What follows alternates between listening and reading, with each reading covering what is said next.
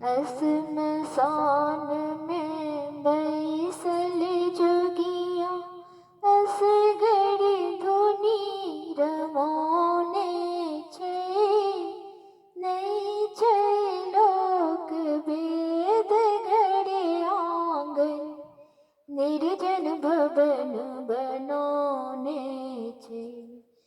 असमसान में बैसल जोगिया असगड़ धुनी रमोने छे नहीं छे लोक वेद घड़े आंगन निर्जन भवन बनोने छे।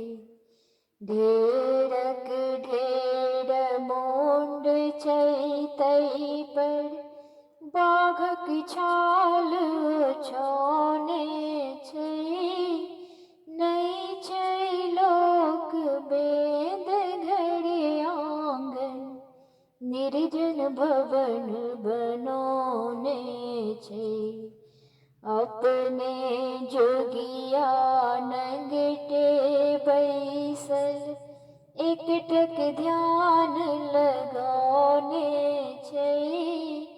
अपने जोगिया नंगटे बैसल एकटक ध्यान लगाने छे नहीं छे लोक वेद घड़े आंगन निर्जन भवन बनोने छे। ढेरक ढेर मुंड छै तई पर बाघक छाल छोने छै अंग भस्म त्रिपुंड चानन संग शेष गला लिपटोने छे। अंग भस्म त्रिपुंड चानन संग शेष गला लिपटोने छे अंगने अंगने भीख मंगई छे डिम डिम डमरू बजोने छे।